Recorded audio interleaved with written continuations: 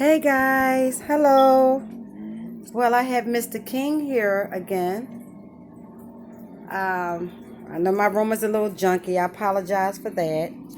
But here he is. I had him in my arm. He was sleeping. So say hi to your fans, Mr. King. I just woke him up so we can do a video. So I don't know how playful he's gonna be, guys. So let's see what he's gonna do.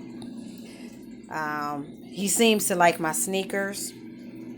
I don't know. As y'all see, I had to take a board and put it against my bed. Mr. King decided he wants to use the litter box under my bed. So I had to put that going across my bed so he can not go under my bed. I decided to put his litter box, and sorry, his litter box is a little dirty. I got to clean it. So I'm going to move it over. I put his litter box inside of the cage. So guys, or if you are a first time owner of a ferret and you want to train them to the litter box, put their litter box inside of the cage. It makes it easier. You know exactly where they're going at. Um, and it makes it so where you don't have to be searching where he poops at. So this is the best thing to do. Know when he needs to go to the litter box. It's always after he wakes up, especially when he wakes up in the morning time, his lunch time, and dinner time. You want to put him in a cage and lock him in there until he uses the litter box, and then you can open it so he can come out. That's what I've been doing, and he's been doing pretty good, but he's still not there yet. So that's why I had to block off my bed with a box to keep him from going under my bed. And yes, that'd be the right way how you train a ferret or even any type of animal. You want to make sure you put the litter box inside of the cage, guys. And of course, he liked my sneakers. I had to hide mostly. He had one of my boots all the way under my bed, and I had to climb under the bed to get my boots. So that's another reason why I also blocked it off, because everything he can pick up will go under the bed. And I just got tired of me climbing under the bed, so I had to block it off. Um, Mr. King is doing pretty good. The biting, I'm glad that he's wears. Anytime I pick him up, he won't bite. But he's very territorial. So if it's something he wants, I guarantee you he's not gonna let you take it from him. When he says his, is his. Like if I try to take the sneaker knowing he's trying to grab it, he's gonna get very territorial about it. He think it's his, I guess, and he got nothing but toys that he don't even play with.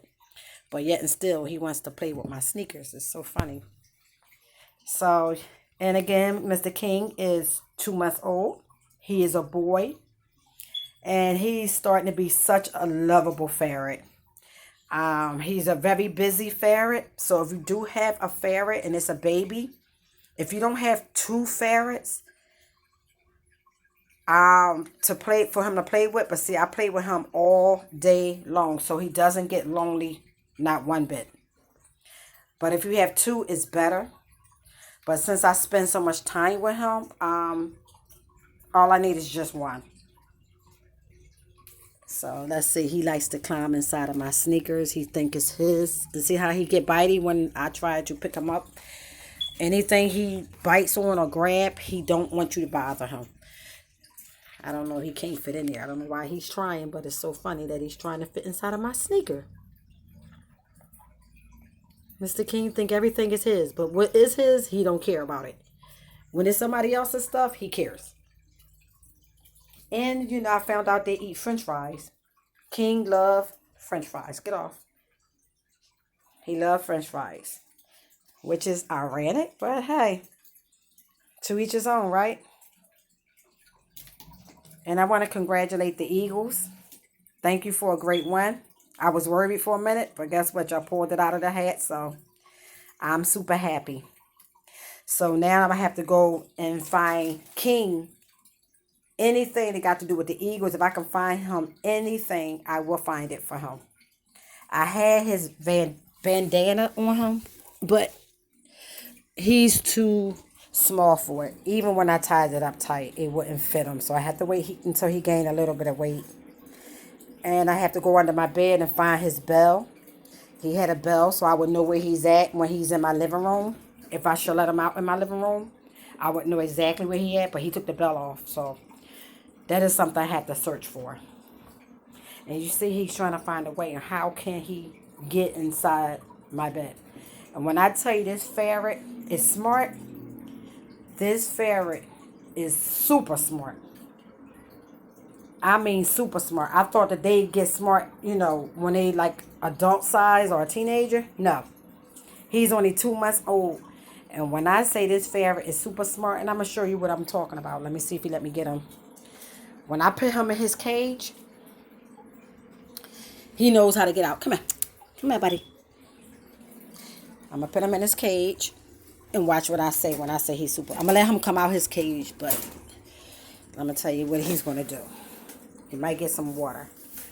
They drink a lot of water. I have 2 bottles of water. So he has his food here. And he sleeps in his, and also guys, when I put him in his cage, he actually sleeps in his bed, his little fluff bed. Usually he'll go under my bed and scoop under my dresser.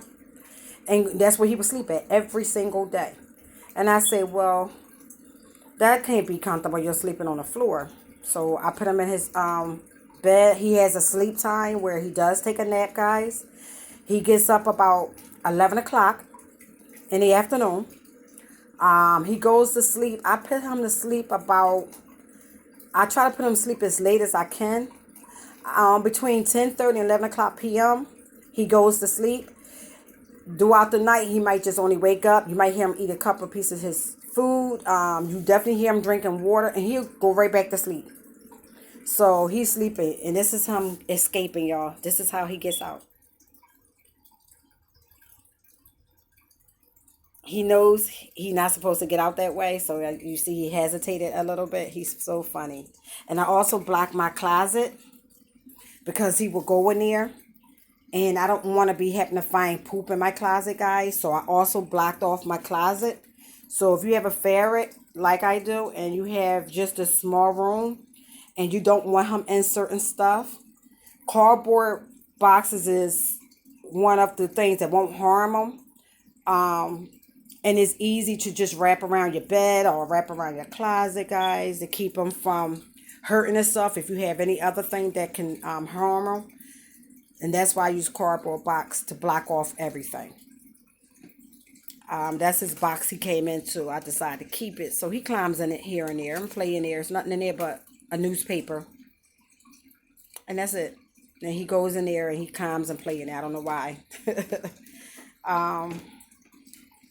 If there's anything that your guys want to know about ferrets, you can always inbox me. And please share all my video, guys. Mr. King is not in a playful mood today. Again, he just woke up, so he's kind of find his way around the room and what to do, what to get into.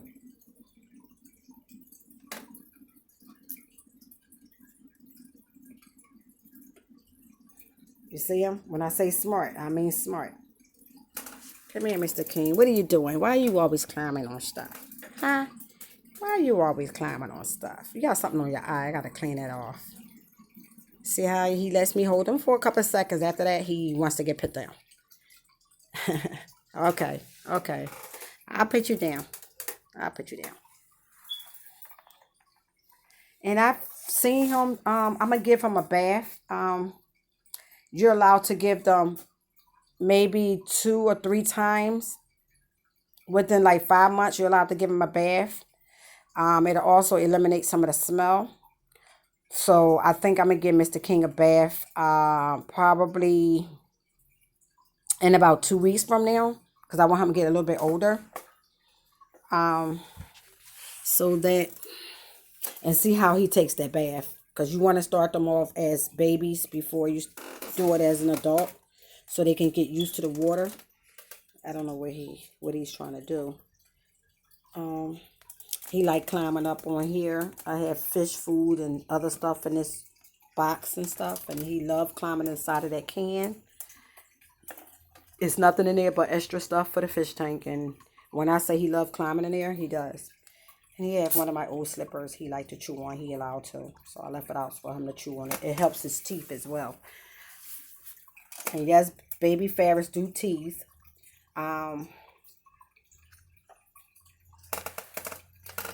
So they bite on anything they can basically bite on. So you want to get them as much toys as possible so they don't chew on anything that you have. So, but the slipper is okay. I let him go here. It's rubbery. It's easy for him to chew, so he likes it.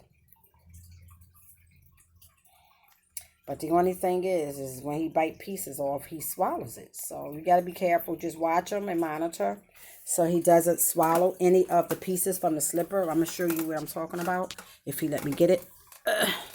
You see? He chewed it up.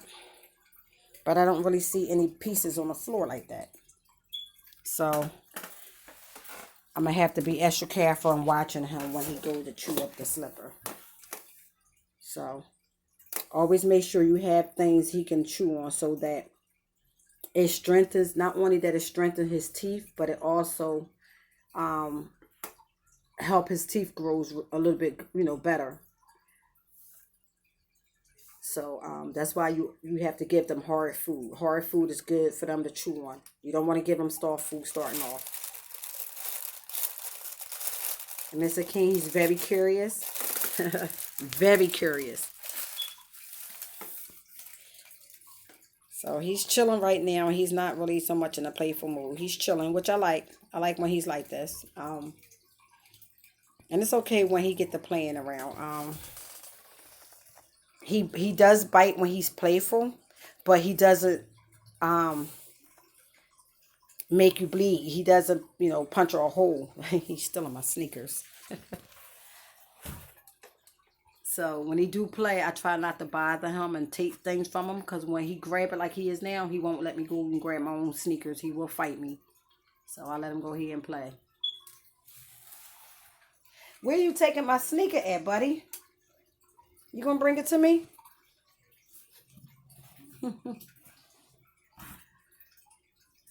So if you like this video, guys, please share. I have a couple of videos up. Please share. Push the like button. And me and Mr. King do appreciate y'all watching our video. You have a blessed day, and we will catch you later.